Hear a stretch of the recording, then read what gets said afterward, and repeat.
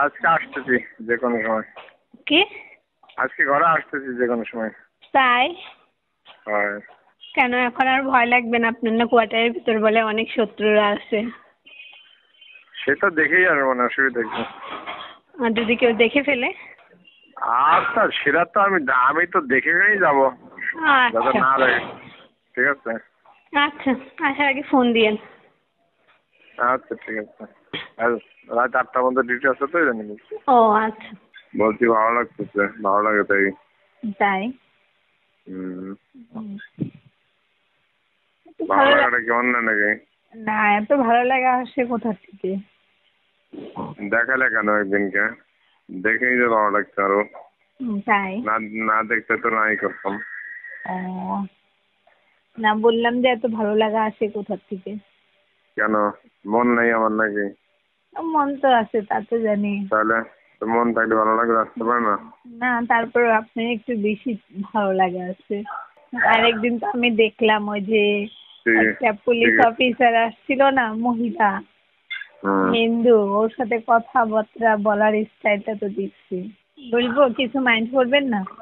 না অবশ্যই না। সত্যি সত্যি বললাম তো। মানে হাসপাতালের ভিতরে এই পর্যন্ত কতজনের সাথে আপনি ফিজিক্যাল রিলেশন করছেন? কতজনের একবার নাম শুনছেন শুনি আগে? হুম? কতজনের নাম শুনছেন আপনার?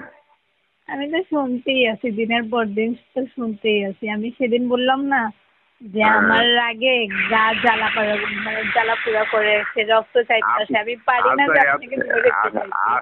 আচ্ছা আপনি আইছেন এখানে কতদিন? 3.5 মাস। 3.5 মাসের ভিতরে আমার কার সাথে দেখছেন যে কোন যার সময় দেওয়ার সুযোগ আছে, অথবা কোন যার দাঁড়ায় গল্প করতেছি, অথবা আমার ফোন নিয়ে গল্প করতেছি, এরকম সুযোগ আছে আমার? আমি তো প্রায় সময় দেখি যে ফোন নিয়ে কথা বলতেছেন, ফোন তো 24 ঘন্টা ফোন, তো আমার তো 24 ঘন্টা ফোন, মানে না করেন সেটা তো আমি জানি না।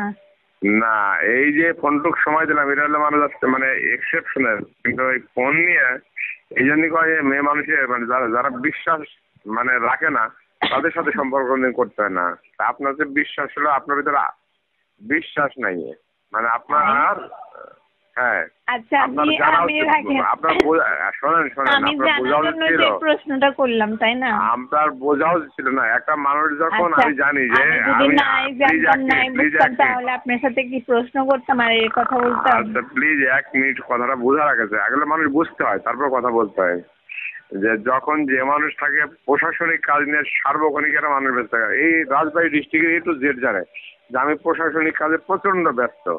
এখানে যখন আসা হয়েছে, যোগদান করা হয়েছে, স্যারের চেম্বারে দেখা হয়েছে, ঠিক আছে? শুরু থেকেই কেমন হঠাৎ করে এই মানুষটা চোখে লেগে গেছে, চোখে ভালো লাগছে, ঠিক আছে? আমাকে? হ্যাঁ আমি সেদিনকে ভাবছি, অবাক হয়ে গেছি যে আমি মাথায় দিয়েছি যে আমি এই হাসপাতালে যোগদান করার পরে আমাকে এই পর্যন্ত আমার গায়ে টাচ করতে এই রেকর্ড কারোর সাহস নাই। মানে সবাই তো মানে ভয়ে আতঙ্ক থাকে, ওয়ার্ডে ঢুকলে সবাই দাঁড়ায়, মানে একবারে অস্থির থাকে। আর এই মানুষ আমার গায়ে হাত দিছে, তানি এরই স্পর্ধা কত। এই জিনিসটি আমি চিন্তা করছি নিজে, তাই এই জিনিসটা তো আমি অন্য কিছু বলতে পারতাম না, কিন্তু আমি বলিনি, কারণ আসলে আমি তাকে আসলে একটু পছন্দ করি বলেই তো বলতে পারি নাকি?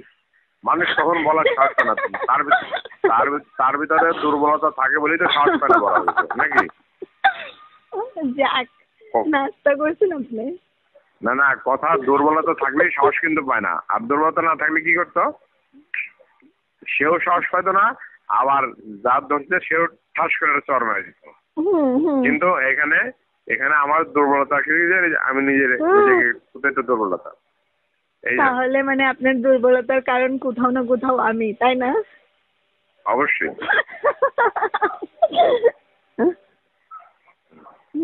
অনেকদিন পর আপনি আমাকে হাসাচ্ছেন। যাই হোক, হাসালে আমার যাই করি, মানে মানে সবার আগে আপনার মুখে দেখতে, আপনি ইমার্জেন্সিতে আছেন না, থাকেন, আমি ইমার্জেন্সি থাকলে হবে না।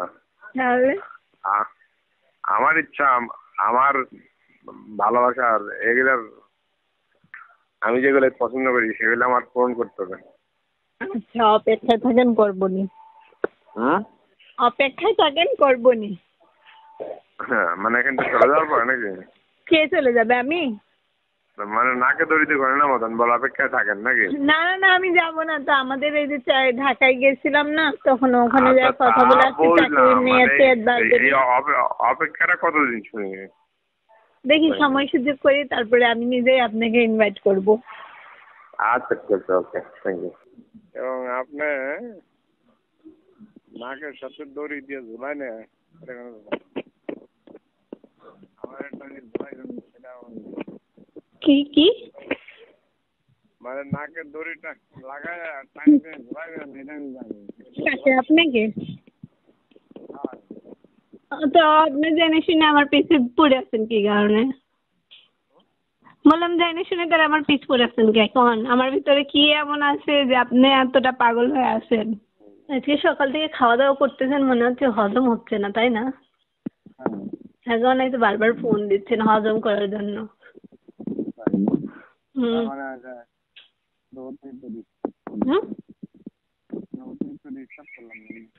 না না না, ডিস্টার্ব কেন? আমিও তো এইসব দিনের অপেক্ষায় থাকি।